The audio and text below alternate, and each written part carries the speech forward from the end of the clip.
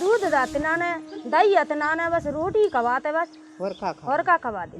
अगर भूख लगाई तो सूखी रोटी खा लेते। Anyway, I was in Thane and the teachers there were telling me no teacher will teach before 1 p.m. on Monday because the children have not had a morsel since Friday afternoon midday meal because they have nothing at home. They said when the kids come here, their bellies are on fire. See, chronic undernutrition is just one manifestation of what happens with Adivasis in general, particularly with children who are more vulnerable. Adivasis even have a lower life expectancy than the rest of the population.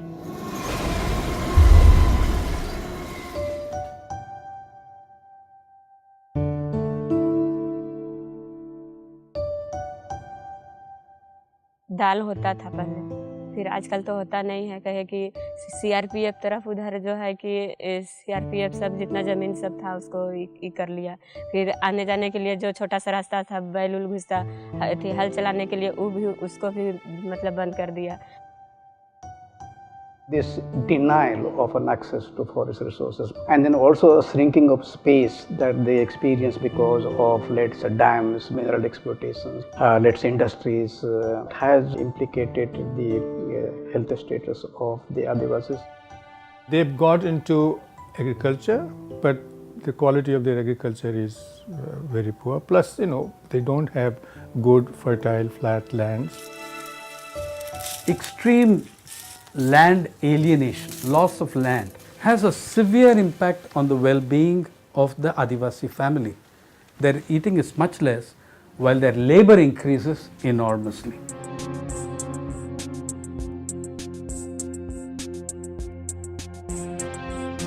तक शादी हो जाती है बच्चों की?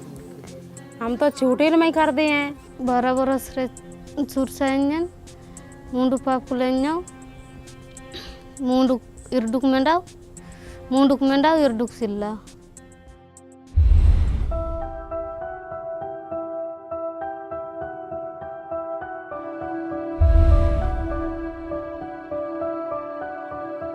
दिन के 2 फुटा बात नहीं हम बोर्ड जल से तेज से इनकार काटने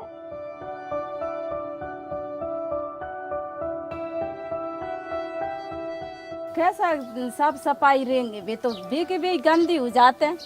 बाल बच्चे इतने पानी कानून लागे। अब बगल में बोर हुए के नल हुए तो वापस भर के भी नहा लिए। अब दूर को पानी है, साफ सफाई कैसा रहेंगे? Government programs, whether it is the ICDS or health or nutrition or food security, doesn't reach tribal areas because of absenteeism, because of indifference, because staff doesn't like to work in tribal areas. Problem of extremist violence affects only about 1/3 of tribal blocks in central India. So 2/3 of the area, if it is still undeveloped or it is schemes are not reaching there, government cannot have the excuse that it's because of violence, because those areas are still approachable. Combination of loss of traditional livelihoods, their inability to come up with an alternative agriculture-based livelihood, and thirdly, very poor delivery of public services. I think these are some, probably among the key reasons. In the sort of mainstream psyche, the tribal is a somewhat lesser human being.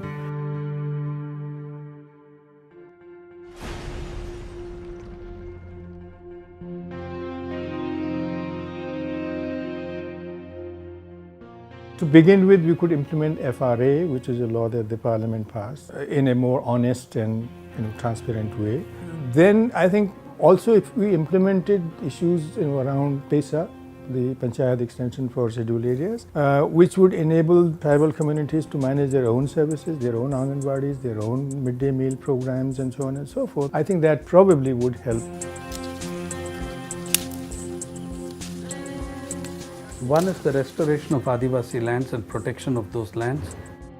Two is not just the establishment but the enforcement of their access and rights to the forest within a complicated network of rights.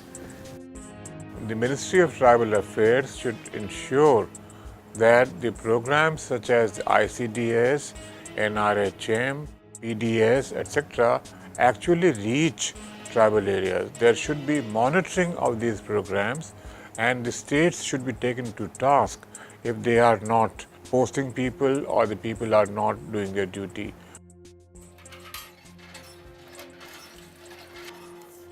Tribals in the mainland India, they need to be empowered either in the form of political party, or you give a regional council or autonomous council in terms of which, through which they really govern themselves. That will give the voice.